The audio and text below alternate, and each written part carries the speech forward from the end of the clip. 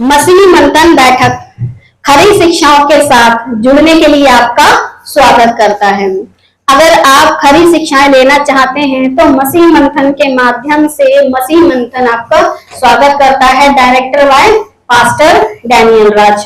Pastor Daniel Raj ji के माध्यम से मसीही मंथन में जुड़ने के लिए आपका स्वागत किया जाता है और उत्तर प्रदेश से जो भी मनुष्य हमारी इस वीडियो को जो आज हम रिकॉर्ड कर रहे हैं उन तक पहुंचेगी और आप लोगों के द्वारा जो शेयर की जाएगी।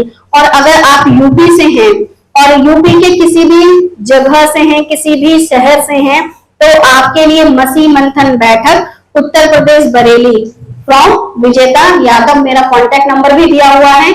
इसके माध्यम से आप खरी शिक्षाओं के साथ जुड़ सकते हैं। और खरी शिक्षाओं के साथ जुड़ने का मकसद ये नहीं है कि आप किसी संस्था के साथ जुड़ रहे हो, आप जीवित परमेश्वर के साथ जुड़ रहे हो। और जीविता परमेश्वर आपको सही शिक्षा और खरी शिक्षा उन दिनों में भी देता था। कौन से दिनों में? जिन दिनों में जीवित परमेश्वर इस पृथ्वी पर यीशु मसीह अपने कदमों से चला करते थे, तब भी देते थे। इसीलिए शास्त्री, फरीसी, याजक, महायाजक जब परमेश्वर यीशु मसीह इनसे बात करते थे तो शास्त्रियों फरीसियों से क्या कहते थे? कपटी, क्योंकि उनके वचन में कपट था। और आज भी बहुत से कपटी हैं जो परमेश्वर के वचन में क्या कर रहे हैं? मिलावट। लेकिन आज उनका टैग चेंज हो गया, उन्हें क्या कहते हैं? फाड़ खाने वाले भेड़िए। तो ऐसे भेड़ियों से बचाने के लिए मसीह मंथन बैठक आपको लोगों नजर आया होगा, खरी शिक्षाओं के साथ जुड़ने के लिए आपका क्या करता है? स्वागत करता है। डायरेक्टर बाय पास्टर डैनियल राज। और उत्तर प्रदेश से अगर आपको जुड़ना है या फिर यूपी के अलावा भी किसी आप स्टेट के हैं और आपको जुड़ना है मसीह मंथन से, तो आप इस नंबर पर कांटेक्ट कर सकते हैं। लिखा हुआ 9557945439। इस नंबर पर कॉल करके आप मसीह मंथन से जुड़ सकते हैं। और जितने ऑनलाइन देख रहे हैं और जितने यहाँ पर बैठे देख रहे हैं, आप लोगों के लिए आपको ये सारी बातों को लोगों तक पहुंचाना है। आपके पास जो भी माध्यम है उस माध्यम से आपको खरी शिक्षा को लोगों तक पहुंचाना है। रीजन क्या है? क्योंकि पूरी दुनिया आजकल क्या चला रही है? व्हाट्सएप।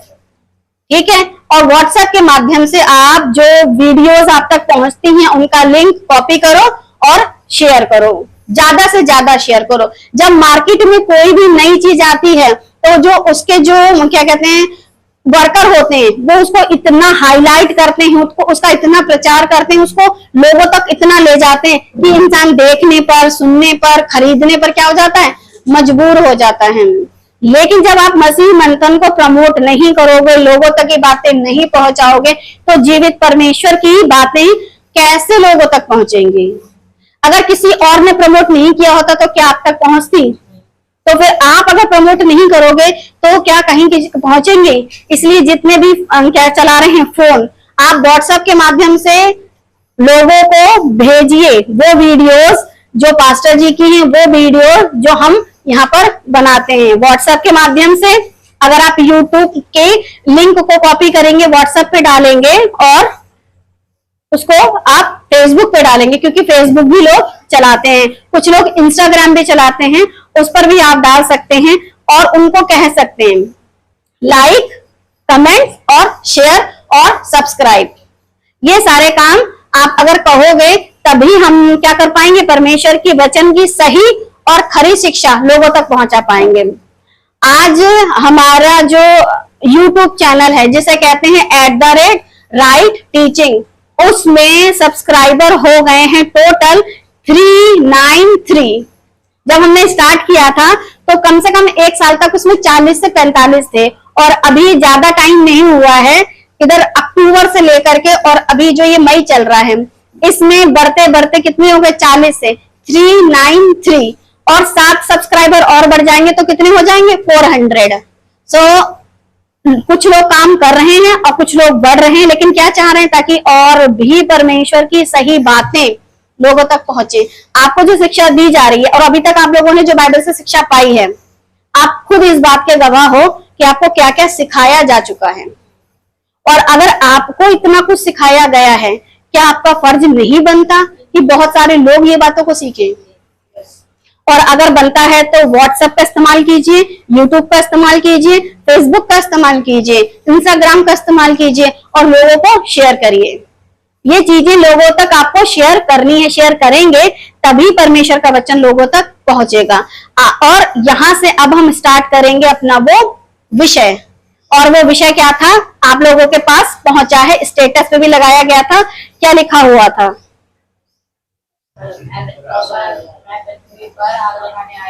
शाबाश, ऐसे होने चाहिए। याद नहीं था विषय तो उसको कॉपी पर लिख लिया।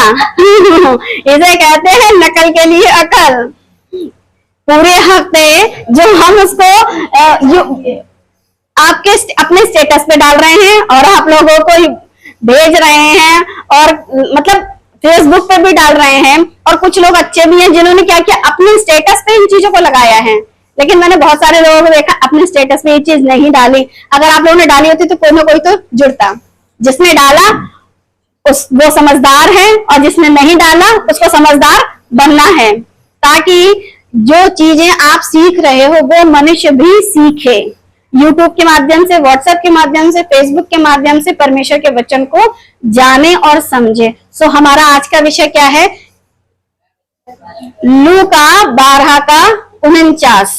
मैं पृथ्वी पर आग लगाने आया हूं, और क्या चाहता हूं केवल यह कि अभी सुलग जाती। जैसे ही इस बात को लोग पढ़ते हैं बाइबल में लूका 12:49 में कि मैं पृथ्वी पर आग लगाने आया हूं और क्या चाहता हूं कि यह अभी सुलग जाती, तो लोग क्या कहते हैं? मैं पृथ्वी पर आग लगाने आया हूं। यीशु मसीह पृथ्वी पर आग लगाने आए हैं, ऐसा क्यों कहा था यीशु मसीह ने? हमने बहुत बार इस वचन को, इस आयत को, इस अध्याय को पढ़ा था बीते दिनों में, लेकिन इसके ऊपर प्रचार नहीं किया था। और आज हम इस विषय पर बात करेंगे कि क्यों कहा था यीशु मसीह ने मैं पृथ्वी पर आग लगाने आया हूं। हमारा परमेश्वर तो प्यार करने वाला, माफ करने वाला, दया करने वाला, क्षमा करने वाला, सब पर अनुग्रह करने वाला, वो ऐसी बातें क्यों कह रहे हैं कि मैं पृथ्वी पर आग लगाने आया हूं? बाइबल की इस आयत को पढ़ते वक्त लोगों का दिमाग खराब हो जाता है। बिल्कुल इंसान का दिमाग कैसा हो जाता है, उफ, ये क्या बात है, इनका परमेश्वर कैसी बातें कर सकता है। या फिर जो बाइबल को पढ़ते हैं, जो ईसाई कहलाते हैं, जो मसीही समाज के लोग हैं, जब वो भी पढ़ते हैं तो क्या कहते हैं? बाइबल की इस आयत को पढ़ते वक्त लोगों का क्या हो जाता है? दिमाग खराब। बाइबल की इस आयत को लोग किस प्रकार और कैसे समझते हैं? बाइबल की इस आयत को लोग किस प्रकार और कैसे समझते हैं? जैसे ही बाइबल की ये आयत इनके सामने आती है तो लोग अपना दिमाग, सोच कैसे लगाते हैं कि प्रभु ने कहा मैं पृथ्वी पर आग लगाने आई। तो कुछ लोग जो ईसाई समाज के हैं वो बिल्कुल एंड टाइम पे चले जाते हैं। जैसे इस पृथ्वी पर परमेश्वर ने कहा कि ये दुनिया क्या हो जाएगी, एक दिन नाश हो जाएगी, आग से खत्म हो जाएगी। तो कुछ लोग इस तरीके का समझ लेते हैं कि मैं पृथ्वी पर आग लगाने आया हूं, मतलब वो वाली आग जो एंड कर देगी, खत्म कर देगी। और कुछ लोग क्या कहते हैं, तुम्हारा यीशु ऐसा है, आग लगाता है, मिलाप नहीं कराता है, ऐसा है वैसा है, जाने क्या क्या कह देते हैं।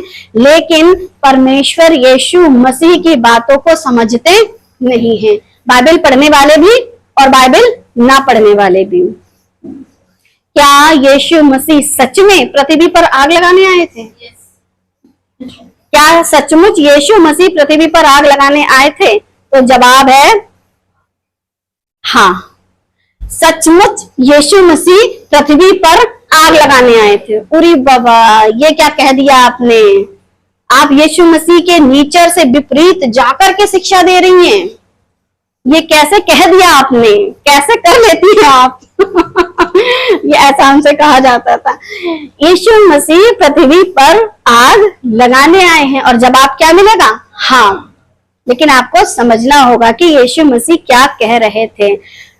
लूका 12:50, पहले हम इन बातों को क्या करेंगे, समझेंगे। मुझे तो एक बपतिस्मा लेना है और जब तक वह ना हो ले तब तक मैं कैसी व्यथा में रहूंगा। मतलब व्यथा का मतलब तड़प में, तकलीफ में रहूंगा। उसी का 49 अभी हमने आपको पढ़ाया था, आग लगाने आया हूं, लेकिन उससे आगे वाली आयत को हम पहले समझेंगे। पहली बातों को समझेंगे ताकि दूसरी बातें हम अच्छे से समझ सकें। लूका 12:50 बताता है कि मुझे तो क्या लेना है, बपतिस्मा लेना है। अब ये बपतिस्मा कौन सा था? जब हम रोमियो 6:3 पढ़ते तो समझ में आता, क्या तुम नहीं जानते कि हम सब जिन्होंने यीशु मसीह का बपतिस्मा लिया उसकी मृत्यु का बपतिस्मा लिया। तो यीशु मसीह ने जो बपतिस्मा लेना था, एक तो यूहन्ना के माध्यम से ले लिया, लेकिन फिर भी कहते हैं कि मुझे तो एक बपतिस्मा लेना है। तो जिसको रोमियो की पुस्तक बताती है उसकी मृत्यु का बपतिस्मा, यानी कि यीशु मसीह को तो मौत आनी थी। इस बात को अपने चेलों को समझा रहे हैं, लेकिन फिर भी कहते हैं कि मैं चाहता हूं कि यह आग अभी क्या हो जाती, सुलग जाती। मृत्यु का बपतिस्मा लेने के विषय में कौन बात कर रहा है? मसीहा, कि मुझे तो एक बपतिस्मा लेना है। लूका 12:51, क्या तुम समझते हो कि मैं पृथ्वी पर मिलाप कराने आया हूं? पहले थे आग लगाने आया हूं और अब क्या कह रहे हैं? मिलाप कराने आया हूं। मैं तुमसे कहता हूं नहीं, वरन अलग कराने आया हूं। कैसा परमेश्वर है तुम्हारा, मिलाप कराने नहीं आया है वरन पृथ्वी पर अलग कराने आया। लिखा मैं तुमसे कहता हूं, वरन नहीं, वरन क्या कराने आया हूं? अलग कराने आया हूं। इस पृथ्वी से आपको क्या कराने आए हैं? अलग कराने आए हैं। लूका 12:52, क्योंकि अब से एक घर में 5 जन आपस में विरोध रखेंगे, 3 2 से, 2 3 से। अब अलग कराने का मतलब है, अगर 5 हैं परिवार में जन, हस्बैंड वाइफ बच्चे हैं, तो 3 अगर एक साइड होंगे तो 2 एक साइड होंगे।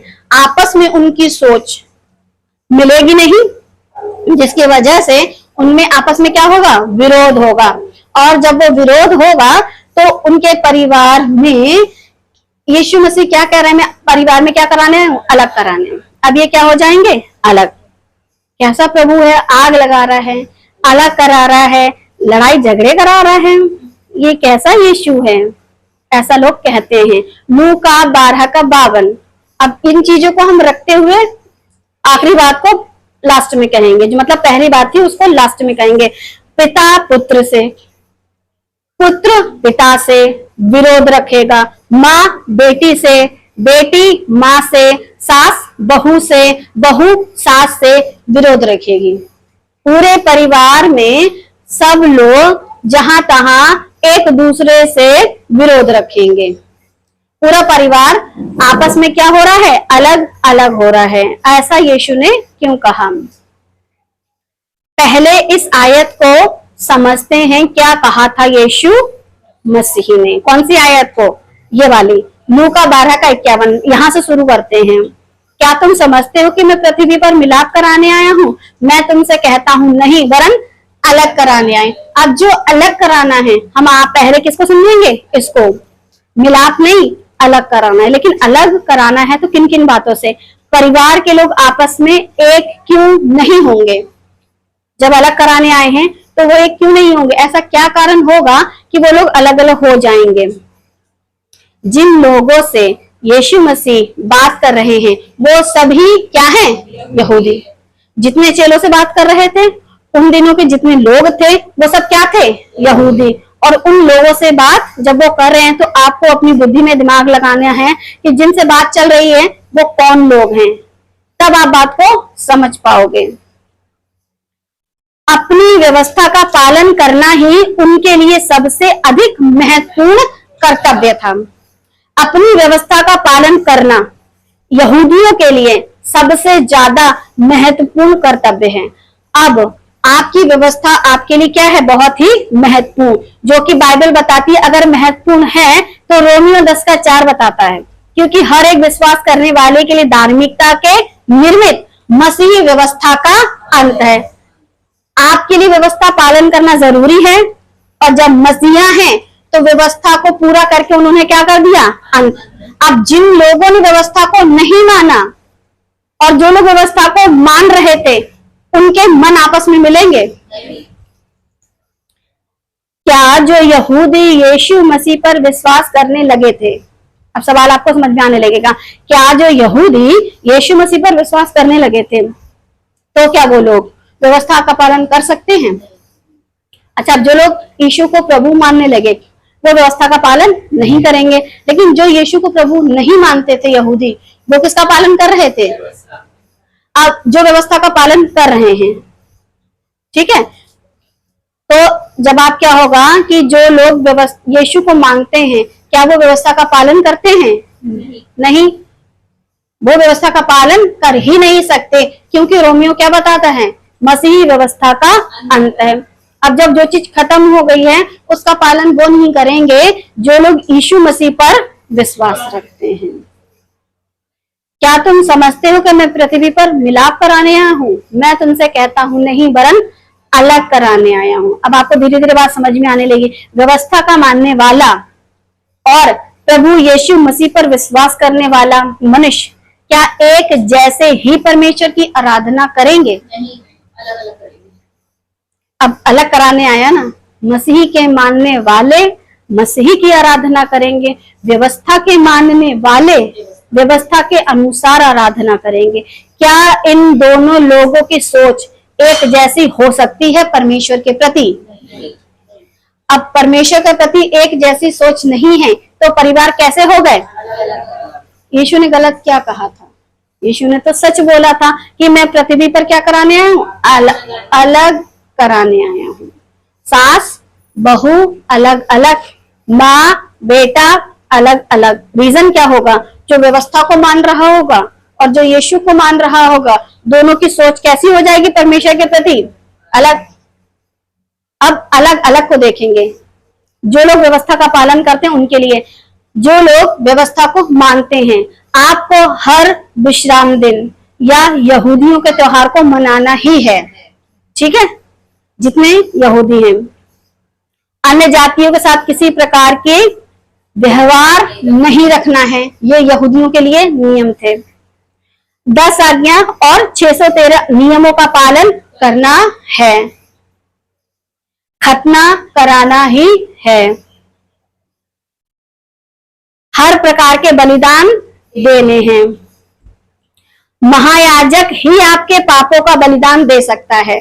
अब जितने लोग व्यवस्था का पालन कर रहे थे, उन लोगों के लिए ये वाले नियम बहुत ही जरूरी हैं मानना। आपको विश्राम दिन को और उन त्योहारों को, जिसे कहते हैं यहूदी त्योहार, जूइश फेस्टिवल, इनको आपको मानना ही मानना है। और आज भी यहूदी इन बातों को मानते हैं, और जब इन बातों को मानते हैं तो यीशु को प्रभु नहीं। अब जो यीशु को प्रभु नहीं मानते हैं, वो भी यहूदी, लेकिन वो यीशु मसीह पर विश्वास नहीं करते हैं, जिसके चलते कैसे हो गए? अलग। 10 आज्ञाओं, 613 नियमों, अन्य जातियों के साथ आज भी वो रीति व्यवहार नहीं रखते हैं। उनके जो कपड़े होते हैं, उनमें जो झालरें लगी होती हैं, उनमें जो लाइनिंग्स बनी हुई होती है, उनका जो शोफार होता है, उनका जो शॉल होता है, आप उससे उनकी पहचान, ठीक है। तो ये क्या है? ये उनके नियम हैं। और उनके नियमों के विपरीत जो मसीहा को मान लेते हैं, उनके नियम क्या है? प्रार्थना खुद कर सकते हैं। आपको किसी महायाजक या याजक से पापों के बलिदान के लिए आपको नहीं कहना पड़ेगा। खतना कराने की जरूरत नहीं है। विश्राम दिन को मानने की जरूरत नहीं है। मेल बलि, अन्न बलि या कोई भी बलिदान नहीं देना है। क्या खाना, क्या पहनना, किसके साथ बैठना, कहाँ जाना, कोई नियम इन पर लागू नहीं होते। अब जिस मनुष्य ने इन नियमों को मान लिया और जो मनुष्य इन नियमों को मान रहा है, अगर दोनों सगे भाई हैं तो एक सोच होगी उनकी, सोच से क्या हो जाएंगे? अलग अलग। तो परमेश्वर क्या गलत कह रहे थे यीशु मसीह कि मैं क्या कराने आया हूं? अलग अलग। इस एंगल से आपने नहीं समझा होगा, आपका जो एंगल रहा होगा ये वाला नहीं था। अलग अलग का मतलब क्या है? एक यीशु को मानेगा, एक यीशु को नहीं मानेगा। तेरे विरोधी तेरे घर के ही लोग होंगे, वो यीशु से प्रार्थना नहीं करता है। ये एंगल तो सबने रखा होगा, मगर ये वाला आपको अब समझ में आ रहा है, क्योंकि यीशु मसीह जिन लोगों से बात कर रहे थे वो टोटल क्या थे? यहूदी, और इन नियमों का पालन कर रहे थे। यहां तक कि उस समय तक जब तक यीशु मसीह के साथ प्रचार कर रहे थे, वरना यीशु मसीह उनका जो त्योहार था, जिसे कहते फसह का पर्व, वहां क्यों जाते मंदिर में?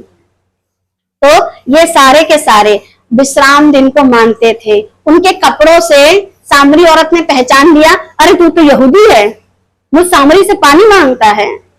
कपड़ों से, इसका मतलब वो वैसे ही कपड़े पहनते थे जैसे यहूदी पहनते थे। अब जब यीशु मसीह मुर्दों में से जी उठे, अब जिन्होंने यीशु पर विश्वास किया उन्होंने कौन से नियमों को मानना शुरू कर दिया? प्रार्थना करना, खतना ना कराना, विश्राम दिन को नहीं मानना, मेन बलि अनुबलि को नहीं मानना, क्या खाना पीना पहनना, ये सब चीजें नहीं माननी। क्योंकि पतरस के पास जब चादर आती तो पतरस बोलता है, अरे प्रभु मैं तो ये सब कुछ नहीं खाता हूँ। लेकिन परमेश्वर ने क्या बोला? यह अन्य जातियों के लिए था कि जाओ इनके पास, क्योंकि लिखा है कि अन्य जातियों के साथ किसी प्रकार का व्यवहार नहीं रखते थे। तो पतरस ने बोला मैं भी नहीं रखूंगा, लेकिन प्रभु ने उस चादर को देकर के क्या बोला? जाना है, इनके साथ व्यवहार रखना है, क्योंकि इनको सुसमाचार सुनाना है। तो आप उन पतरस की सोच से समझ सकते हो कि जिस समय पतरस अपने भाइयों के साथ खा पी रहे थे, और जैसे ही कुछ और भाई आए यहूदी, जब उन्हें लगा कि अरे यहूदियों को पता चल जाएगा, तो वो हट गए, उनसे अन्य जातियों से अलग हो गए। तो आप समझ सकते हो कि इनको अन्य जातियों के साथ व्यवहार नहीं करना था। आज वर्तमान समय में परमेश्वर यीशु मसीह को मान करके जो अलग हो गए हैं, आप विश्राम दिन को क्यों मान रहे हो? विश्राम दिन को क्यों मान रहे हो? क्योंकि बहुत से लोग कहते हैं संडे चर्च नहीं जाओगे तो तुम पर मुसीबत आएगी, 10वां अंश देना है। 10वां अंश देखो बाइबल में लिखा है, आपको बोना है। तो फिर जब ये सब चीजें इन चेलों के लिए खत्म हो गई थी, आज की कलीसिया के लिए शुरू क्यों हो गई हैं? आज की कलीसिया इन चक्करों में क्यों पड़ी हुई है? जब वो यहूदियों को परमेश्वर निकाल करके अलग किया, तो तुम वापस उसी जगह जाना चाह रहे हो। इसे कहते हैं गड़े मुर्दे उखाड़ना। जो चीज जीर्ण या पुरानी हो जाती है वो क्या हो जाती है? हट जाती। व्यवस्था भी अब हट चुकी है, हम पर कोई भी ऐसा नियम लागू नहीं होता है।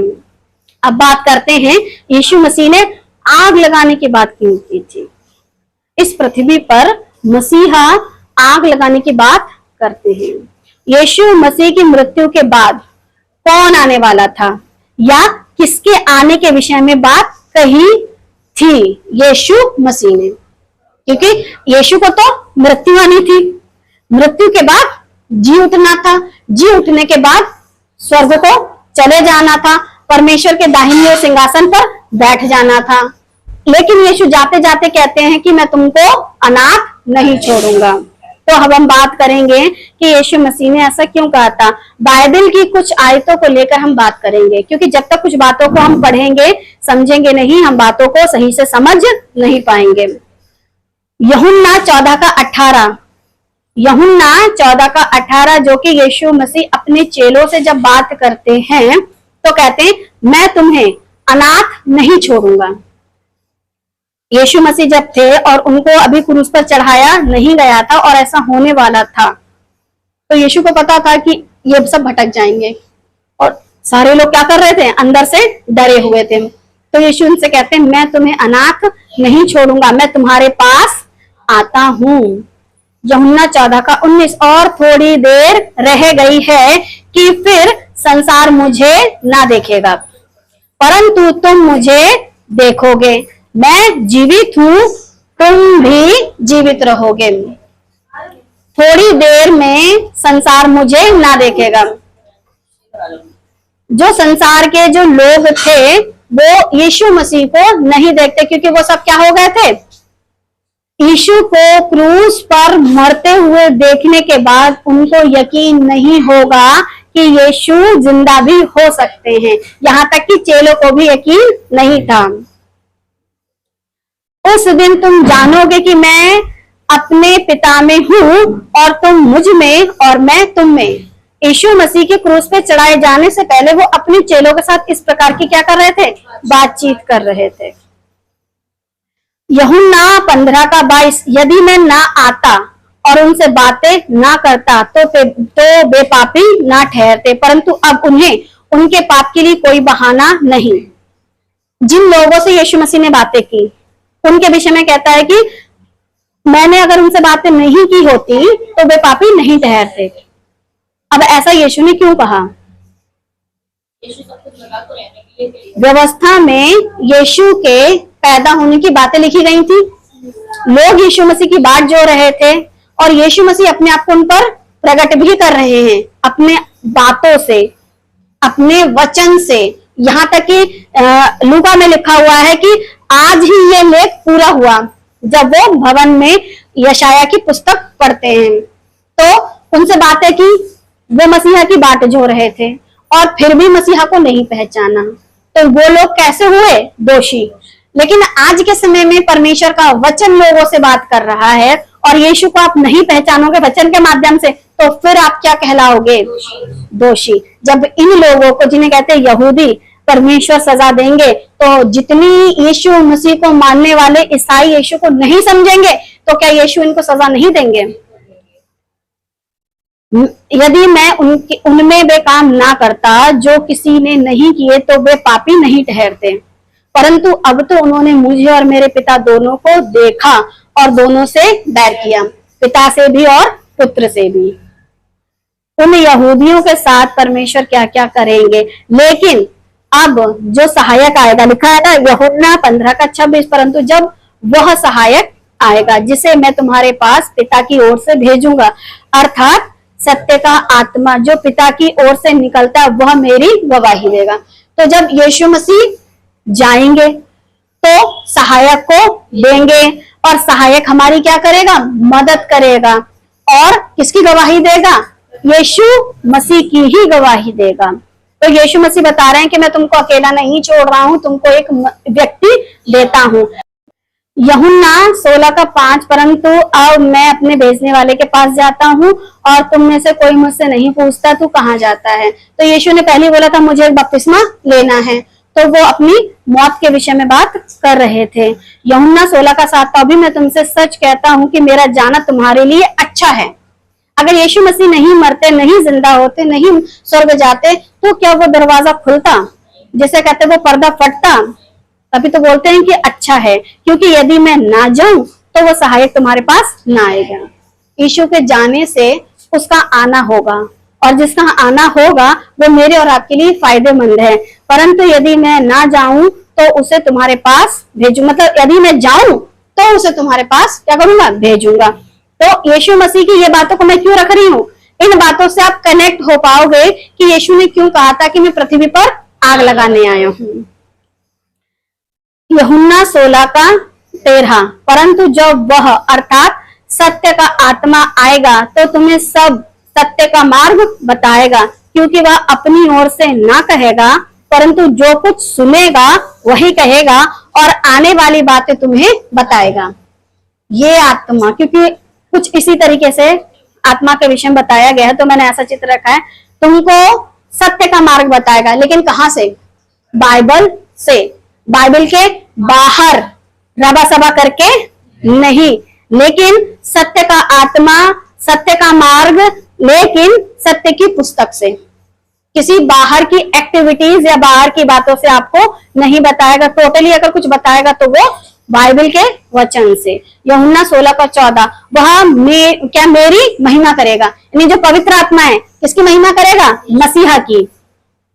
और क्योंकि वह मेरी बातों में से लेकर तुम्हें बताएगा। अब मेरी बातें यानी कि ये बातें, यीशु मसीह की ये बातें कहाँ मिलेंगी पढ़ने को? पुस्तक है ना, पुस्तक में पढ़ने को मिलेंगी। पुस्तक से समझाएगा, ऐसी बेतुकी रबर जबर सबर सबर नहीं करेगा जो आजकल की दुनिया में चल रहा है। और लिखा है 15वीं, जो कुछ पिता का है वह सब मेरा है, इसलिए मैंने कहा है कि वह मेरी बातों में से लेकर तुम्हें बताएगा। और यीशु मसीह की बातें परमेश्वर के वचन में पढ़ने को मिलेंगी और उससे वो आपको सिखाएगा, उससे अलग आपसे बातें नहीं करेगा। लूका 24:44, फिर उसने उनसे कहा, अपने चेलों से यीशु मसीह ने कहा, ये मेरी वे बातें हैं जो मैंने तुम्हारे साथ रहते हुए कही थी कि अवश्य है कि जितने बातें मूसा की व्यवस्था, भविष्यवक्ताओं और भजनों की पुस्तकों में मेरे विषय में लिखी हैं सब पूरी हों। ये सारी बातें पूरी हों। और ये सारी बातें, वो सहायक जिसे कहते हैं पवित्र आत्मा, अगर नहीं आएगा तो फिर यीशु के विषय की जानकारी कहां से देगा। तो यीशु जा रहे हैं, किसी को भेज रहे हैं, जिसको भेज रहे हैं वो पुस्तकों में से, भजनों की पुस्तक, राजाओं की पुस्तक, इतिहास की पुस्तक, और क्या लिखा है, व्यवस्था की पुस्तक, भजनों की पुस्तक, इनमें से ले करके किसके विषय की बातें बताएगा, प्रभु यीशु मसीह की बातें बताएगा। प्रेरितों के काम 1:3। अब यीशु मसीह तो स्वर्ग पर जाने से पहले की बात है, मुर्दों में से जी उठने के बाद और स्वर्ग में जाने से पहले के जो दिन बचे थे, कितने दिन तक, 40 दिन लिखा है ना। प्रेरितों के काम 1:3, उसने दुख उठाने के बाद, यानी कि 3 दिन की मौत, मुर्दों में से जिंदा होने के बाद बहुत से पक्के प्रमाणों से अपने आप को उन्हें जीवित दिखाया। किसने, यीशु मसीह ने। और 40 दिन तक वह उन्हें दिखाई देता रहा और परमेश्वर की राज्य की बातें करता रहा। जिन बातों को यीशु मसीह अपने चेलों को समझा रहे थे कि मैं पृथ्वी पर आग लगाने आई हूं, उसके बाद जब यीशु ने बोला कि मुझे एक क्या लेना है, बपतिस्मा। बपतिस्मा मतलब वो मृत्यु लेने के बाद अपने चेलों को बहुत से पक्के प्रमाणों से, झूठे प्रमाणों से नहीं, सच्चे पक्के प्रमाणों से। कैसा पक्का प्रमाण, थोमा देख ले भाई, उंगली डाल के देख ले, मैं वही हूं जिसके हाथों में होल हो गए थे, जिसकी पसली में भाला मारा गया था। पक्के प्रमाण। और कितने दिन तक, मुर्दों में से जिंदा होने के बाद भी 40 दिन तक परमेश्वर के राज्य की बातें चेलों से करते रहे। प्रेरितों के काम 1:4, और उनसे मिलकर उन्हें आज्ञा दी, यरूशलेम को ना छोड़ो, परंतु पिता की उस प्रतिज्ञा के पूरे होने की बात जोते रहो जिसकी चर्चा तुम मुझसे सुन चुके हो। अब ऐसा यीशु ने क्यों कहा था? 40 दिन तक बातें करते करते उन्होंने बोला यरूशलेम को ना छोड़ो। चेलों से कहा था तुमको यरूशलेम छोड़ने की जरूरत नहीं है, लेकिन करना क्या है, प्रतिज्ञा जो पिता ने की है उसके पूरे होने की बाट जोहनी का मतलब है, बाट जोहना मतलब इंतजार करना है। तुमको एक जगह रह करके यरूशलेम को ना छोड़ करके वहीं पर इंतजार करना है। लूका 24:49, और देखो उसकी जिसकी प्रतिज्ञा मेरे पिता ने की है मैं उसको तुम पर उतारूंगा, और जब तक स्वर्ग से सामर्थ ना पाओ तब तक तुम इसी नगर में ठहरे रहो। पिता की आज्ञा के अनुसार सहायक यानी पवित्र आत्मा जब तक तुम पर ना आएगा तब तक तुमको कहाँ रहना है, यरूशलेम यानी इसी नगर में रुके रहना है। अब यीशु मसीह आपने ऐसा क्यों कहा कि इस ही नगर में रुके रहना है? तो ये सारी बातें हम क्या करते हैं, लेके चल रहे हैं। आग लगाना है, अलग कराना है। देखो अलग कराना मैंने आपको बता दिया, आग लगाना है उसके हम नजदीक जाते जा रहे हैं कि जब परमेश्वर का पवित्र आत्मा आएगा तब तक तुमको यरूशलेम को नहीं छोड़ना है। रीजन क्या है ना छोड़ने का? मत्ती 2:22, परंतु यह सुनकर कि अरखिलाउस, अब हम यीशु मसीह के जन्म के समय में चले जाएंगे। अरखिलाउस अपने पिता हेरोदेस की जगह यहूदियों पर राज्य कर रहा था, वहां जाने से डरा, फिर स्वप्न में परमेश्वर से चेतावनी पाकर गलील में चला गया। कौन? हेरोदेस की जगह, अरखिलाउस की जगह हेरोदेस राजा बना, लेकिन वो सपना किसका था? यूसुफ। यीशु तो छोटे थे, यूसुफ को सपना मिला कि तुमको कहां जाना है, गलील प्रदेश में। अब ऐसा सपना यीशु जब बालक थे और उनकी गोद में थे तब की बात चल रही है। अब उस प्रदेश में यानी कि गलील में यीशु मसीह क्यों रहे जाकर के, ये बात भी तो करनी है। और यरूशलेम को ना छोड़ो वो एरिया, लेकिन रहने वाले कहाँ के थे? गलील के। अब गलील में रहने के पीछे का रीजन क्या था वो भी तो बताना है। मत्ती 2:22, और नासरत नामक नगर में जा बसा। गलील प्रदेश के नासरत नामक नगर में, लेकिन कहलाए क्या? गलील। अब मैं इतना जोर गलील पर, नासरत पर क्यों दे रही हूं? क्योंकि जन्म को समझोगे तो मृत्यु को समझोगे, मृत्यु को समझोगे तो सहायक को समझोगे, और सहायक को समझोगे तो आग को समझोगे। मेन तो आग है ना, कि पृथ्वी पर आग लगाने क्यों आए थे? ताकि वह वचन पूरा हो जो भविष्यवक्ताओं के द्वारा कहा गया था कि वह नासरी कहलाएगा। अब अगर गलील प्रदेश में ना जाते तो गलील प्रदेश का वो जो नगर नासरत, वहां कैसे बसते? और अगर वहां नहीं बसते तो यीशु नासरी कैसे कहलाते? तो सोचो, जिसके विषय में आपको ये बातें पढ़ने को मिल रही हैं, भविष्यवक्ताओं ने, किसी ने 200 साल, किसी ने 400 साल, किसी ने 500 साल पहले, किसी ने 1000 साल, किसी ने 1500 साल, किसी ने 2000 साल पहले बातें की। किसके विषय में? यीशु के। और लोग क्या कहते हैं? यीशु परमेश्वर कहाँ है?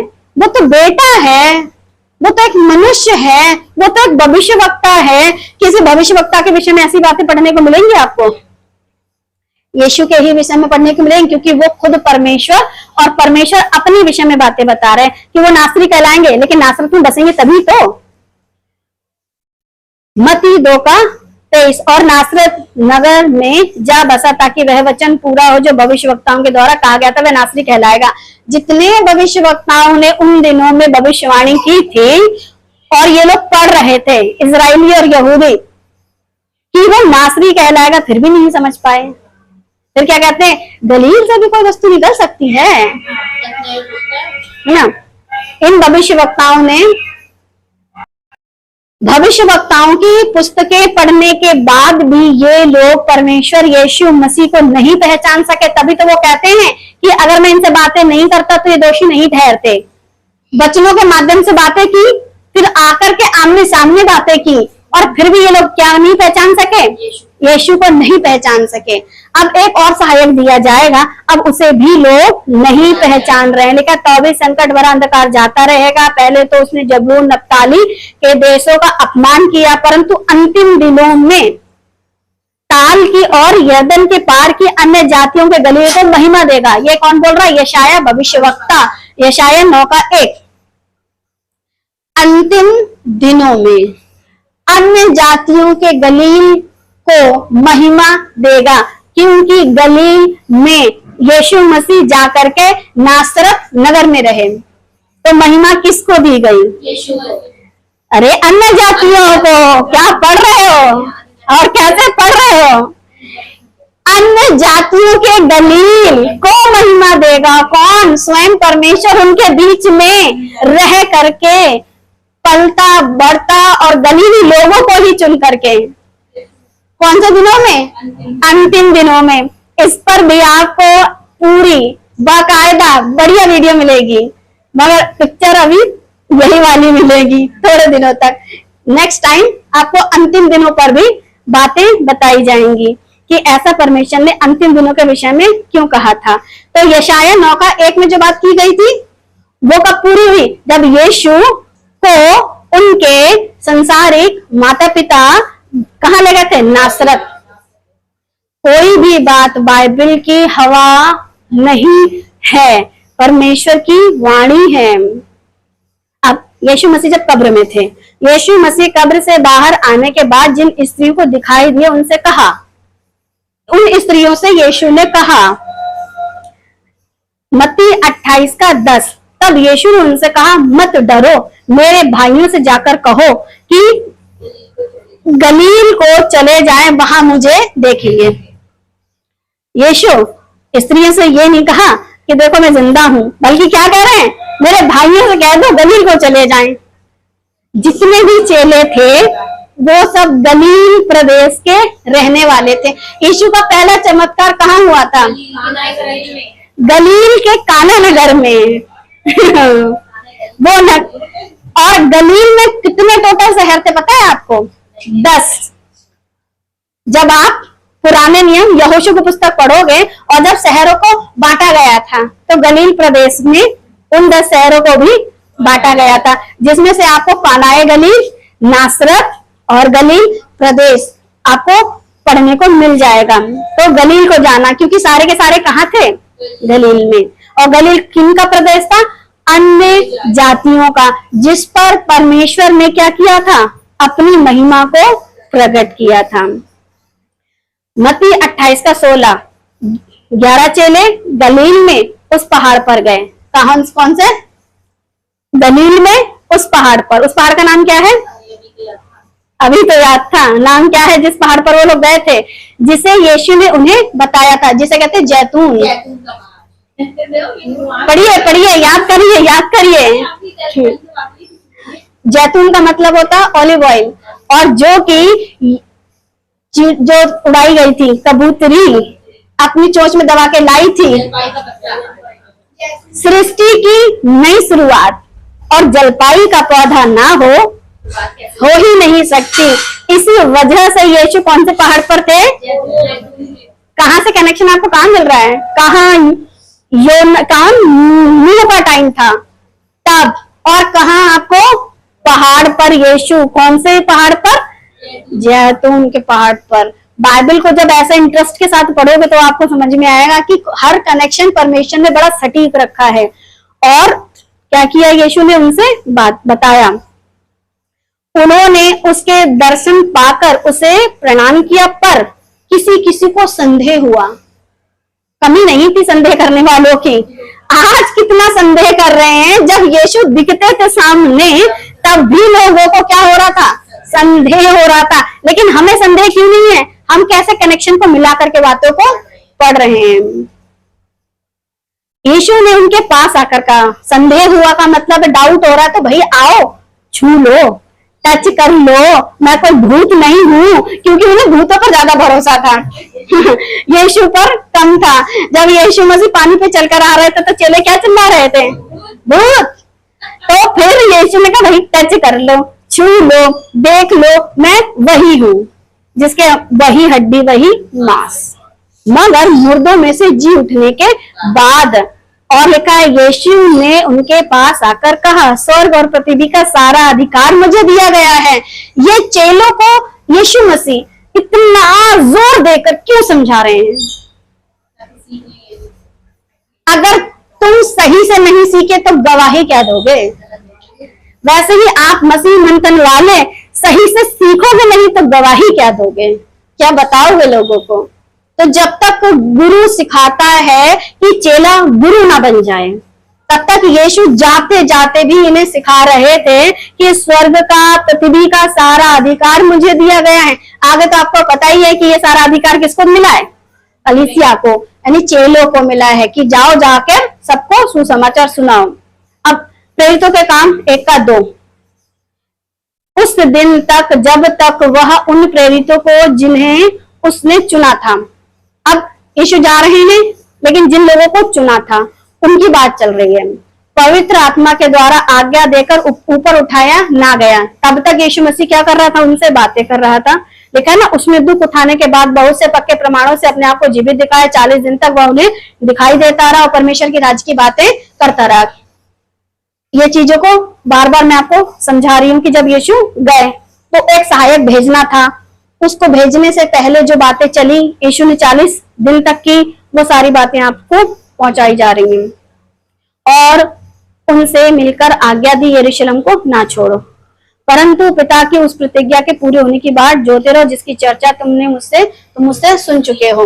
तो ये बातें दोबारा इसलिए दोहरा रहे हैं ताकि आपके माइंड में रहे कि कहानी क्या चल रही है, सहायक कौन है, कौन आएगा। तो ये बातें आपको ध्यान रखनी है। प्रेरितों के काम 1 का 5, क्योंकि यूहन्ना ने तो पानी से बपतिस्मा दिया, यूहन्ना ने तो पानी से बपतिस्मा दिया, परंतु थोड़े दिनों के बाद तुम, प्रेरितों के काम 1 का 5 ही पढ़ रहे हैं, परंतु थोड़े दिनों के बाद तुम पवित्र आत्मा से बपतिस्मा पाओगे। उस वजह से आपको यरूशलेम को नहीं छोड़ना है, क्योंकि अभी आपको कौन सा बपतिस्मा लेना है? पवित्र आत्मा से बपतिस्मा लेना है। इस वजह से यरूशलेम को आपको छोड़ना नहीं है। अब यूहन्ना का बपतिस्मा ले चुके थे, लेकिन पवित्र आत्मा का बपतिस्मा अभी बाकी था, क्योंकि अब तक उन पर पवित्र आत्मा नहीं उतरा था।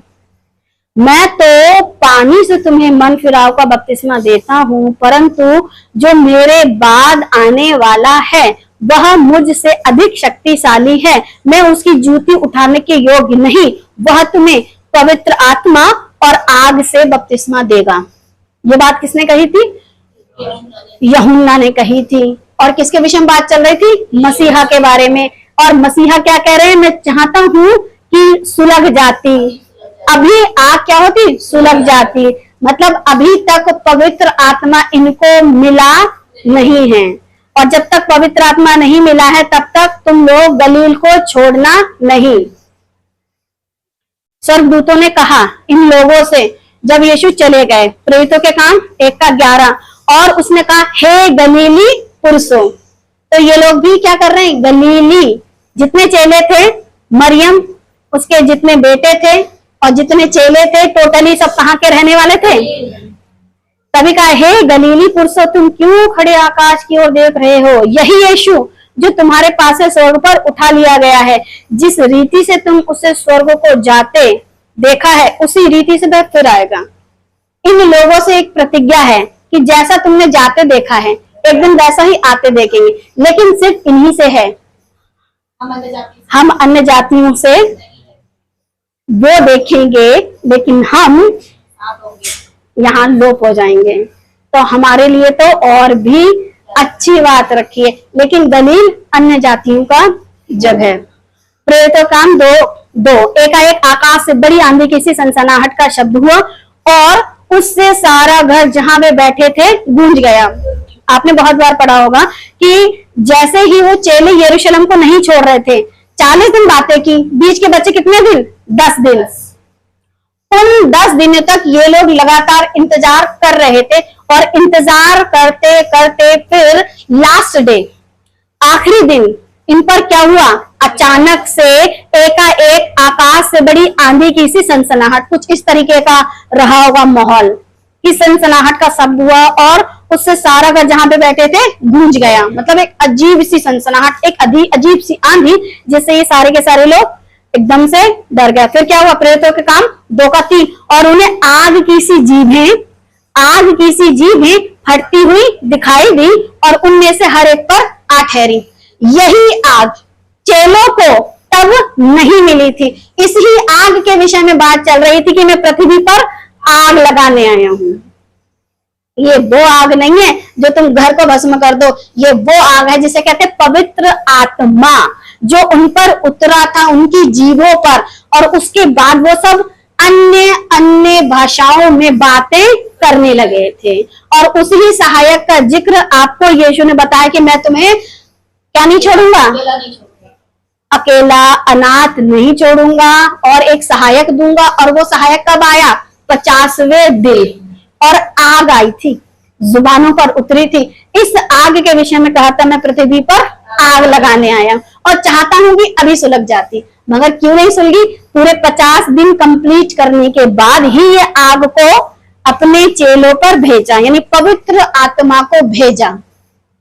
बार बार पवित्र आत्मा को भेजा, यानी आग इनकी जीभों में इस प्रकार की लगी कि जब पतरस ने प्रचार करना शुरू किया, इसी कंडीशन में, इसी आयत के बाद जब आप पतरस का प्रचार सुनोगे तो समझ में आएगा कि उसकी जुबान में कैसे परमेश्वर के काम को बयां करने की आग लग गई। सहायक, मैंने कबूतर भी दिखाया, अब आपको समझ ही लेना चाहिए था वो किसके विषय में बात चल रही थी? पवित्र आत्मा, जो कि क्या है? आग। पवित्र आत्मा जुबानों पर आग की तरह इनके उतरा था और प्रचार लोगों ने किया। प्रेरितों के काम 2:5, और आकाश के नीचे की हर एक जाति में से भक्त यहूदी यरूशलेम में रह रहे थे। जब यह शब्द हुआ तो भीड़ लग गई, लोग घबरा गए, क्योंकि हर एक को यही सुनाई देता था कि ये मेरी ही भाषा में बोल रहे हैं।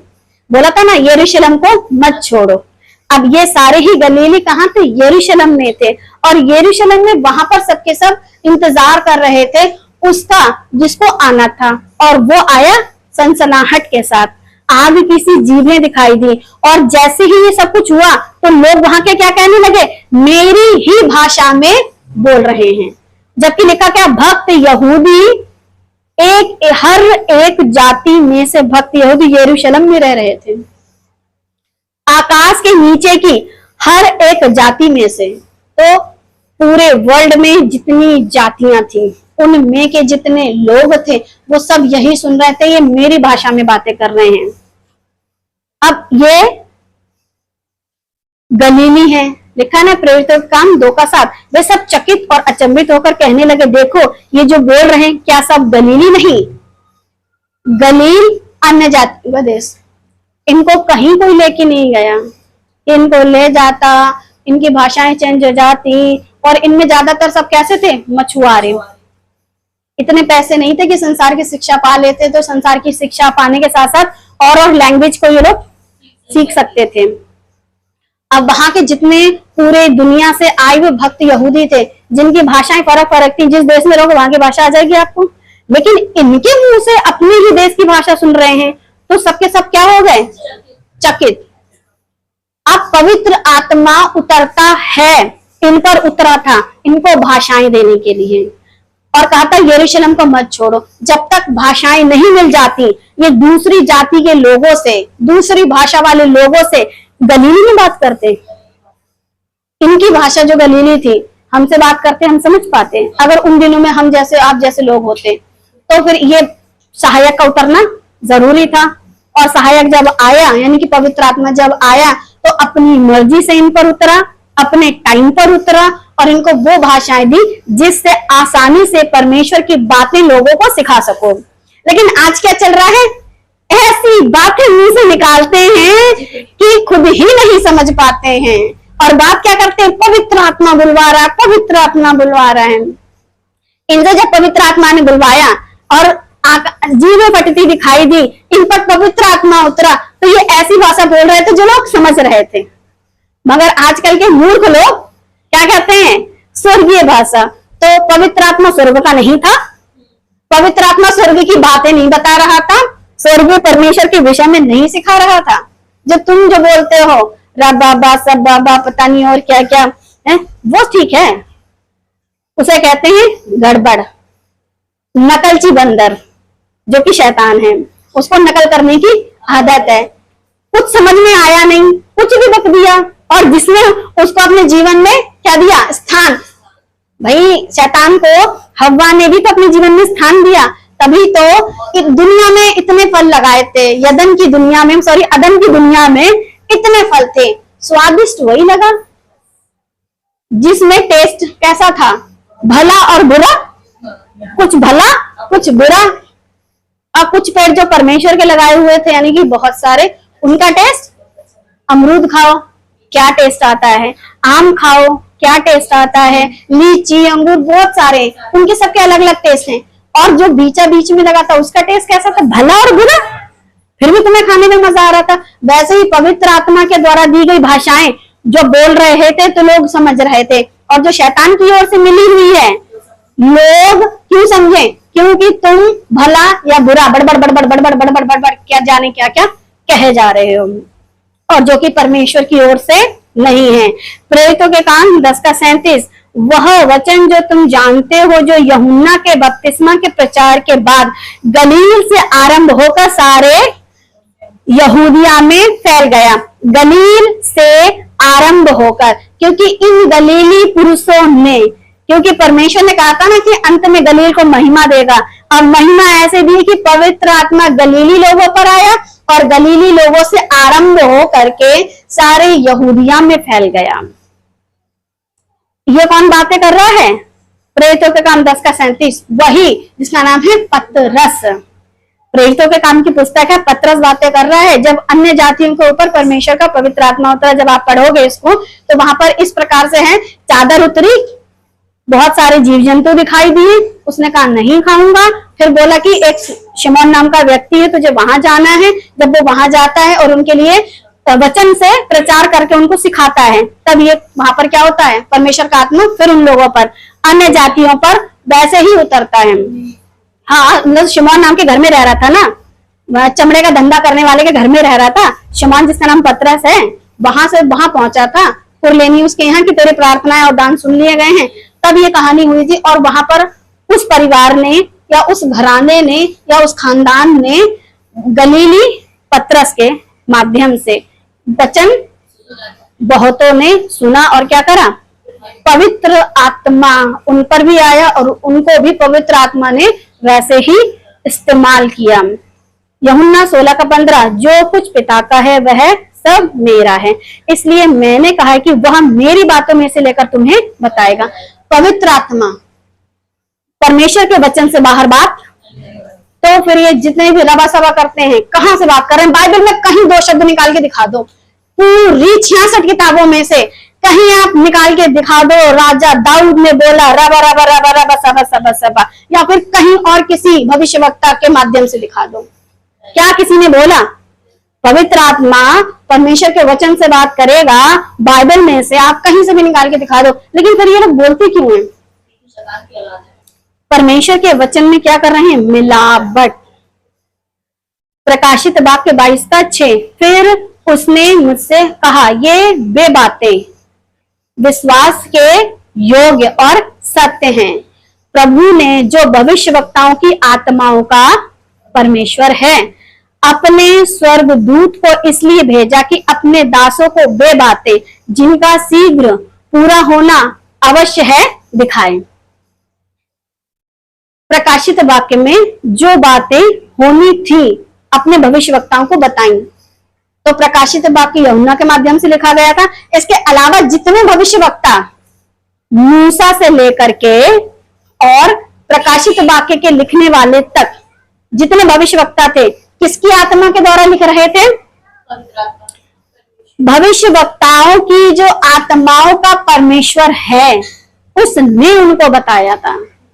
तभी तो इस बात को पौलुस बड़ी दृढ़ता से कह पाया कि संपूर्ण पवित्र शास्त्र परमेश्वर की आत्मा की प्रेरणा से रचा गया है और उससे बाहर पवित्र आत्मा बात नहीं करेगा। परमेश्वर ने पवित्र आत्मा को जब उन पर दिया, उनको दिया, तो आग की सी जीभें, और उस आग के विषय में बात हुई थी कि मैं पृथ्वी पर आग लगाने आया हूं। और जैसे ही परमेश्वर के वचनों की आग जिस मनुष्य के जीवन में लग जाती है, वो उस कलीसिया, उस चर्च के, उस पास्टर से क्या करने लगता है? बातचीत। क्योंकि आज भी बहुत से चर्चों में, कलीसियाओं में व्यवस्था सिखाई जा रही है, और जैसे ही वो मनुष्य परमेश्वर के वचन की आत्मा के माध्यम से वचनों को सीखते हुए बात करता है, बताइए पास्टर साहब, हम तो अन्य जाति हैं, क्या हम दशवांश दें? तो पास्टर बोलेगा तुम प्रभु के अधीन नहीं हो, तुम पर पवित्र आत्मा नहीं है, तुम परमेश्वर की आज्ञा के खिलाफ जा रहे हो। खिलाफ तो आप जा रहे हो, क्योंकि हम पर व्यवस्था, मसीह ने व्यवस्था का अंत कर दिया और आप सिखा रहे हो। तो जैसे ही परमेश्वर का आत्मा मनुष्य के अंदर से काम करना शुरू करता है, वो परमेश्वर के वचन से बात करता है। इसीलिए परमेश्वर ने कहा वो सुलग जाती, यानी मसीहा ने कहा वो सुलग जाती। और जब वो लगी तो चेलों को, जो कि गलीली थे, और अन्य जातियों को, फिर पौलुस को, फिर पौलुस के द्वारा बहुत सारी और जातियों को, और वहां से हमको और आपको। तभी तो आज हम परमेश्वर के वचन से सही और खरी शिक्षा को बयां कर रहे हैं, वरना हम भी वही बताते जो बाकी के बता रहे थे। सास बहू से लड़ेगी, देखो ये मुझसे लड़ रही है, ये चर्च नहीं जा रही है, मुझे चर्च जाने नहीं दे रही है, ऐसी वाली लड़ाई। देखो ये प्रार्थना नहीं करती है, मुझे करने नहीं देती, ये वाली लड़ाई। अरे ये तो तुम्हारे अपने आपसी मतभेद हैं, इन्हें खुद ही सुलटा लो, इन्हें खुद ही निपटा लो। बात चल रही है शिक्षा की, और सहायक अर्थात सत्य का आत्मा सत्य की बातें बताएगा, परमेश्वर के वचन से लेके बताएगा, उससे अलग नहीं बताएगा।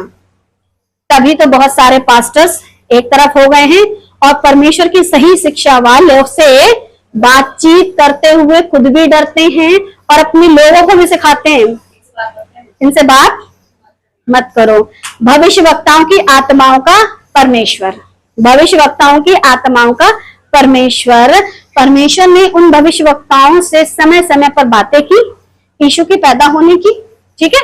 परमेश्वर के भविष्यवक्ताओं ने बातें की यीशु मसीह के क्रूस पर मरने की, भविष्यवक्ताओं ने बातें की यीशु मसीह के जी उठने की। लेकिन आज के भविष्यवक्ता क्या बातें करते हैं? आपके घर के लाल पर्दे, आपकी गाड़ी का ये नंबर, आपके घर के ये बच्चे, आज ये मिनिस्टर बनेगा, आज वो प्राइम मिनिस्टर बनेगा, आज उसके घर में एस वाले, एम वाले, पी वाले, के वाले आशीषित हो रहे हैं। कहां भविष्यवक्ताओं की आत्माओं के परमेश्वर ने ऐसी बातें की? तो आप समझो इनकी भविष्यवाणियां इन्हीं की तरह झूठी हैं, क्योंकि इनकी जो आत्माएं हैं वो परमेश्वर की नहीं है। तभी तो इनकी जो भविष्यवाणियां हैं आपको हंसी आएगी सुन करके। और उस पर भी लोग नीचे पता क्या लिखते हैं जब भी फेसबुक पर डालते हैं, प्रेज द लॉर्ड, हालेलुया, आमीन, प्रभु ऐसा ही करे। आपने देखा है, आप आमीन लिखिए, आपके घर में आशीष आएंगी। जो बात परमेश्वर की है ही नहीं, आशीष देने वाला परमेश्वर है, कितना ही उस पर प्रेज द लॉर्ड, आमीन, हालेलुया लिख दो, पूरा नहीं होगा। आमीन का मतलब क्या होता है? पूरा हो। लेकिन आमीन शब्द किसने दिया है? जिसने दिया है, ठीक है, उससे कहो आमीन तो पूरा होगा। अब जिसके नाम से मांग रहे हो वो देगा। यीशु के नाम से मांगने को कहा गया था। तो तुम शैतान की बातें शैतान से मांग रहे हो, उससे आमीन करो, तो वो कहां से दे देगा? आमीन का अर्थ पूरा कर देगा? कर सकता है वो? नहीं कर सकता है, क्योंकि इनकी जो भविष्यवाणियां इन भविष्यवक्ताओं के जैसी हैं। जब भी आप, हाँ, एक और वो है भविष्यवक्ता, खुद को कहते हैं आपकी घर की तिजोरी कभी खाली नहीं होगी, आशीषों से भरी होगी। परमेश्वर के पवित्र आत्मा ने कब बोला तिजोरी भरी होगी? पतरस के प्रचार में तो हमने सुना नहीं, पौलुस के प्रचार में तो सुना नहीं। बोलता संतोष सहित भक्ति, और ये तिजोरों को भरने वाली बातें कर रहे हैं। तिजोरी, सॉरी, तिजोरों कह रही हूँ तिजोरियों को भरने वाली बातें तो आपको समझ में आ रहा है? लाखों लोग इनके पीछे हैं, मगर करोड़ों, अब तो मिलियंस में भी चले गए हैं, हजारों से, लाखों से, करोड़ों से भी, और जाने क्या क्या होगा आगे। लेकिन क्या परमेश्वर की आत्मा की बातें सिखा रहे हैं? जब नहीं सिखा रहे हैं तो परमेश्वर का आत्मा ऐसे लोगों से बात नहीं कर रहा, क्योंकि ये झूठे भविष्यवक्ता हैं, परमेश्वर के वचन से लेके नहीं बता रहे हैं। उत्पत्ति 1:2, पृथ्वी बेडौल और सुनसान पड़ी थी और गहरे जल के ऊपर अंधियारा था तथा परमेश्वर का आत्मा जल के ऊपर मंडराता था। परमेश्वर के आत्मा ने अंधकार भरी सृष्टि को क्या कर दिया? उसको इस योग्य बना दिया कि जानवर, इंसान, सूरज, चांद, तारे, पूरी दुनिया बना डाली। तो वही परमेश्वर का आत्मा, लिखा है, पर वह उन पर दोष लगाकर कहता है, प्रभु कहता है, देखो वे दिन आते हैं कि मैं इजराइल के घराने के साथ और यहूदा के घराने के साथ नई वाचा बांधूंगा, यानी कि नई सृष्टि, यानी कि नई वाचा। पवित्र आत्मा पेंतेकोस्त के दिन मिला तो वो सृष्टि क्या बन गई? नई। और जैसे ही वो नई बन गई, क्योंकि उनके साथ वाचा बांधनी थी ना, तो फिर यिर्मयाह 31:22 बताता है, हे भटकने वाली कन्या। अब ये कोई औरत नहीं है, ये इजराइल या यहूदी लोग हैं, ये कोई औरत नहीं है, लेकिन ये परमेश्वर की क्या कहते हैं? दृष्टांत रूपी लैंग्वेज है, तरीका है, बातचीत है। हे भटकने वाली कन्या, तू कब तक इधर उधर फिरती रहेगी? इधर उधर का मतलब ये भी ईश्वर, वो भी ईश्वर, ऐसा ईश्वर, वैसा ईश्वर। यहोवा की एक नई सृष्टि, यहोवा की एक नई सृष्टि पृथ्वी पर प्रकट होगी, पृथ्वी पर प्रकट होगी। और कब प्रकट हुई? जब पवित्र आत्मा सहायक के रूप में इस पृथ्वी पर आग के रूप में चेलों की जुबानों पर आया। पवित्र आत्मा यानी सहायक। उत्पत्ति में जो सहायक था वो पुरुष था कि स्त्री थी? उत्पत्ति में आदम के लिए जो सहायक बनाया गया वो पुरुष थी, सॉरी, पुरुष था या स्त्री थी? अर्थात नारी पुरुष की रक्षा करेगी। तो जब पवित्र आत्मा आया सहायक, फिर उसको एंगल क्या देंगे? पुरुष का या स्त्री का? एंगल बोला है, इसका मतलब पवित्र आत्मा स्त्री है, ऐसा मत समझ लेना क्योंकि ये दृष्टांत की बातें हैं। अर्थात नारी पुरुष की रक्षा करेगी, यानी कि वो सहायक जो आदम के समय में हव्वा थी, वही सहायक जिसे कहते हैं पवित्र आत्मा, जो सहायक के रूप में मिला, वो क्या कर रहा है? रक्षा कर रहा है, नहीं परमेश्वर के वचन को सिखाने में सहायक बन रहा है। कौन सा भविष्यवक्ता है ये? यिर्मयाह। कब की भविष्यवाणी पूरी होती है? क्योंकि परमेश्वर की आत्मा के द्वारा ये काम कर रहा था, ना कि नीले पीले हरे पर्दे बता रहा था। अर्थात नारी पुरुष की रक्षा करेगी। वो सहायक, वो पवित्र आत्मा आज हमको क्या कर रहा है, सिखा करके हमारी सहायता कर रहा है, रक्षा कर रहा है। और हम तो हैं ही वैसे भी नारी, और कलीसियां हैं तो इसलिए और नारी, और एक नारी सब पर भारी। इसीलिए परमेश्वर के वचन को क्या कर रही है, प्रचार करके बहुतों को सही शिक्षा दे करके उसकी रक्षा कर रही है। यह यहेजकेल 11 का 19 और मैं उनका हृदय क्या है, एक कर दूंगा पवित्र आत्मा के माध्यम से। हम क्या हो जाते हैं, एक। और उनके भीतर नई आत्मा उत्पन्न करूंगा। और वो नई आत्मा कब मिली, पेंतेकुस्त के दिन। जुबानों पर आग की जीभें सी फटी, वो बात चल रही है।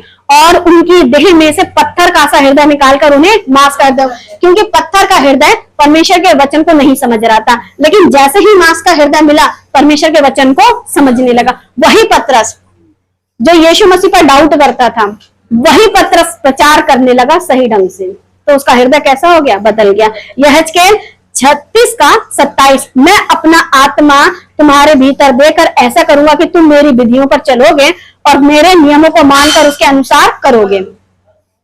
अब वो सहायक, वो परमेश्वर का आत्मा विधियों को सिखा रहा है, नियमों को सिखा रहा है, उस पर चलना सिखा रहा है। नीले पीले हरे पर्दे, ABCD वाले नाम वाले, या फिर किसी के घर में तिजोरियां भरने वाली बातें बताएगा।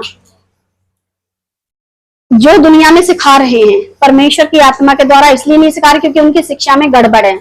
कोई आकर कहे कि ये व्यक्ति गलत है, अरे उसकी शिक्षा देख लो, सुन लो, समझ लो, आप खुद ही समझ जाओगे कितना सही है और कितना गलत है। क्या परमेश्वर का आत्मा ऐसी भविष्यवाणी करवाता है जैसी वो लोग कर रहे हैं या जैसी ये लोग कर रहे हैं? कैसी भविष्यवाणी करवाई जाती है? मैं क्या करूंगा, अपना आत्मा। और ये अपना आत्मा कब दिया, पेंतेकुस्त के दिन। सहायक, नारी पुरुष की रक्षा करेगी। पत्थर का हृदय निकाल दिया और कैसा हृदय दे दिया, जो वचनों को, बातों को समझे, यानी मांस का हृदय। मांस का हृदय क्यों, पत्थर में धक धक और मांस में होती है। मांस फीलिंग समझता है, लेकिन पत्थर पर लोग कहते हैं, अरे कहाँ पत्थर पर सर मार रहे हो। अगर मांस पे सर मारो, अच्छा मांस, अगर ऐसे ही सोच लो, पत्थर पर सर मारा तो क्या फूटेगा, और अगर किसी के हृदय पे या दिल पर सर मारा तो क्या फूटेगा। अबे उसका दिल ही तो, आप जाओ खोपड़ा दम से मार दो यहाँ पर, तो दर्द किसे होगा, सामने वाले को भी होगा। कॉमन सेंस की बात है, आपके सर में कमचोट और उसके ऐसा खोपड़ा मार के देखना किसी दिन, किसी के पता चल जाएगा। तो हृदय मिला तो कैसा, मांस का, तो आप समझने लगे परमेश्वर की बातों को, परमेश्वर की चिंता को, परमेश्वर की फीलिंग को, परमेश्वर के मर्म को, परमेश्वर की तकलीफ को, कि ये मनुष्य अंधकार में ना चला जाए। तभी तो हृदय मांस का दिया था। सपन्याह 3 का 9, उस समय मैं देश देश के लोगों से एक नई और शुद्ध भाषा बुलवाऊंगा। एक नई, गलीली लोगों के लिए जो भाषाएं वो बोल रहे थे, एक एक मनुष्य, पुरानी थी कि नई थी? तो फिर ये लोग कौन सी भाषा लेके बैठे हुए हैं? शुद्ध भाषा। परमेश्वर का पवित्र आत्मा बता रहा है सपन्याह के माध्यम से एक नई और शुद्ध भाषा। शुद्ध का मतलब होता है समझने वाली।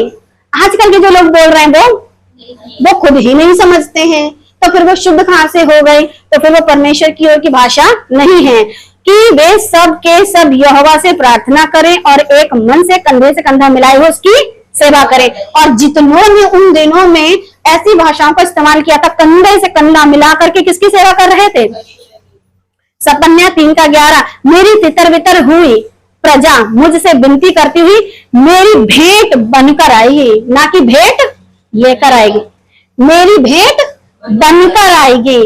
तो भक्त यहूदी जो पूरी दुनिया में रह रहे थे, वो सबके सब खुद भेंट बनकर आए। तभी तो पतरस की बात सुनकर के क्या कहते, हमारा हृदय ऐसे छिद गया था। छिद क्यों गया? पत्थर का हृदय निकाल के मांस का दे दूंगा, बातों को तुम समझोगे। ये मेरी भाषा में बोल रहे हैं, नई भाषा, शुद्ध भाषा। ऐसा कनेक्शन था और कहां से कहां लोगों ने आज पहुंचा दिया है। तितर बितर हुई प्रजा, पूरी दुनिया में जितने यहूदी, जितने इजरायली तितर बितर हुए थे, अब तितर बितर क्यों हुए, तो ये भी कहानी आपको पता ही होगी। राजा सुलेमान, सॉरी, शाऊल, दाऊद, सुलेमान, फिर उनके बच्चे, फिर उसके बाद उनके बच्चों की हरकतें, फिर दुश्मनों का अटैक, फिर दानियल के टाइम पर भी गुलामी, उससे पहले भी गुलामी, आग लगा के यरूशलेम को फूंक दिया जाना, बार बार बंधुआई में जाना और बार बार परमेश्वर की आज्ञा की खिलाफी में जाना, तो तितर बितर तो हो गई। और जब तितर बितर हुए तो तुमको इकट्ठा करने के लिए, अपनी बातें सिखाने के लिए भेंट बनकर के तुम खुद कब आए, जब उस दिन परमेश्वर के आत्मा के माध्यम से जुबानों पर उतर करके शुद्ध भाषा बुलवाई, ना कि गड़बड़ गड़बड़ गड़बड़ जो वो लोग आज के जमाने में कर रहे हैं। दूसरा कुरिन्थियों 3:6, जिसने हमें नई वाचा के सेवक होने के लिए योग्य भी किया, शब्द के सेवक नहीं वरन आत्मा के, क्योंकि शब्द मारता है पर आत्मा जिलाता है। अब जैसे ही ये बात पढ़ी जाती है, शब्द मारता है, शब्द का मतलब व्यवस्था, व्यवस्था मनुष्य को दोषी ठहराती है, पर आत्मा यानी कि परमेश्वर का पवित्र आत्मा क्या करता है, आपको जिलाता है। आत्मा पहले ही आपको कन्विक्ट करा देता है, अपने गुनाहों पापों से तौबा करो, बपतिस्मा लो और नई वाचा के मध्यस्थ हो जाओ, नई वाचा में आ जाओ। तो फिर तुम पर शब्द कहाँ काम करेगा? शब्द खून मत कर, चोरी मत कर, व्यभिचार मत कर, ये सब चीजें तो छोड़ करके ही पहले ही आओगे ना, क्योंकि पवित्र आत्मा तुमको नया बना देगा। तो पवित्र आत्मा जब आनी थी तो क्या हुआ था, सब कुछ नया बनना था। इब्रानियों 8:13, नई वाचा की स्थापना से उसने प्रथम वाचा को पुरानी ठहरा दिया, प्रथम वाचा को पुरानी ठहरा दिया, यानी कि उस शब्द को जो वचन मिले थे वो क्या हो गई, पुरानी। और जो वस्तु पुरानी और जीर्ण हो जाती है, जीर्ण मतलब जैसे चितड़े चितड़े नहीं आते हैं, हो जाती है, उसका मिट जाना अनिवार्य है, व्यवस्था का मिट जाना अनिवार्य है। अब ऐसे समय में जो व्यवस्था का पालन कर रहे थे वो अलग, जो यीशु का पालन कर रहे थे वो अलग।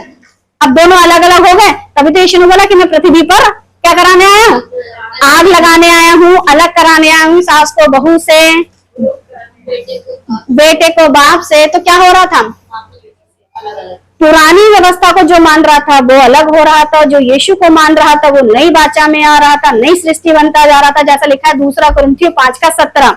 इसलिए यदि कोई मसीह में है तो वह नई सृष्टि है, पुरानी बातें बीत गई, देखो सब बातें नई हो गई। तो जैसे ही परमेश्वर का पवित्र आत्मा आग की तरह उनकी जुबानों पर उतरा तो पूरी पृथ्वी में क्या लग गई, आग, लेकिन पवित्र आत्मा वाली आग। इसीलिए यीशु ने कहा कि मैं चाहता हूं अभी सुलग जाती, लेकिन वो अभी नहीं सुलगी, लेकिन कब सुलगी, जब यीशु बादलों पर उठा लिए गए के 10 और दिन बाद, क्योंकि 40 दिन तक बातें हुई थी, 10 दिन अभी बाकी थे। 10 दिन तक चेले क्या कर रहे थे, इंतजार। उस 10 दिन के भीतर चेले इंतजार कर रहे थे पवित्र आत्मा के आने का। आज भी बहुत सारे लोग जो हैं उसी इंतजार में लगे हुए हैं, पवित्र आत्मा मुझ पर आएगा, मैं 10 दिन कोठरी में जाऊंगा, 20 दिन कोठरी में जाऊंगा, 30 दिन कोठरी में जाऊंगा, 40 दिन कोठरी में जाऊंगा।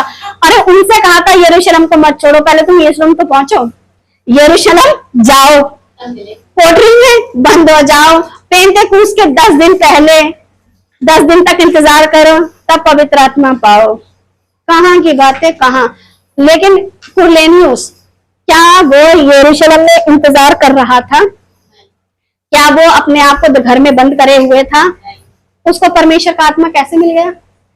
प्रचार करने से, सिखाने से। लिखा पत्रस के प्रचार करने से, बात करते करते। जैसे आप लोगों को परमेश्वर का वचन समझ में आ रहा है, मतलब परमेश्वर का आत्मा आपके अंदर काम कर रहा है और आप क्या बन गए हो मसीह में, नई सृष्टि। नई सृष्टि पर पुराने टोने टोटके काम नहीं आते, पुरानी बातें, पुराने ईश्वर, पुराना रहन सहन, पुरानी जो भी बातें, सिवाय आपके खाने पीने के जो आप खाते रहते हो, सिवाय दारू गुटखा बीड़ी, पता चले वो भी पुराने में आ गया तो आप वो भी शुरू कर रहे हो। आप ही ने कहा था पुराना मतलब दारू बीड़ी गुटखा तो कर ही सकते हैं, नहीं, वो सब चीजें छोड़ते हुए जीवित परमेश्वर के वचन से आप नई सृष्टि बनते जा रहे। सो परमेश्वर का पवित्र आत्मा का काम कैसा था, जो कि यीशु मसीह कह रहे थे मेरे जाने के बाद मैं दूंगा, और जिसको दिया वो मसीह में हम नई सृष्टि बन गए। और जब हम सब नई सृष्टि हैं तो हम पर व्यवस्था लागू नहीं होती है। इसी वजह से यीशु ने क्या कहा था, मैं पृथ्वी पर आग लगाने आया हूं। सो इसी के साथ हम परमेश्वर के वचन को क्या करेंगे, यहाँ पर समाप्त करेंगे। हम सब मसीह में नई सृष्टि है। सो परमेश्वर आप सभी को ये बुद्धि दे के जीवित है। परमेश्वर का पवित्र आत्मा जो सहायक है वो मेरे और आपके लिए बहुत महत्वपूर्ण है और उसने वो हमें दे दिया है। किसी भी इंसान के हाथ रखने से नहीं आएगा। बातें वचन की समझ में आने लगी, मतलब पवित्र आत्मा आपके जीवन में काम कर रहा है, क्योंकि वचनों में से लेगा, मेरी बातों में से लेगा, यानी मसीहा की बातों में से आपको लेकर के सिखाएगा। इसलिए जब पवित्र आत्मा आपके अंदर है तो आपकी देह परमेश्वर का मंदिर है और इस मंदिर को आप नाश मत करो, अन्यथा परमेश्वर आपका नाश करेंगे। सो परमेश्वर हम सभी को बुद्धि दे। आमीन।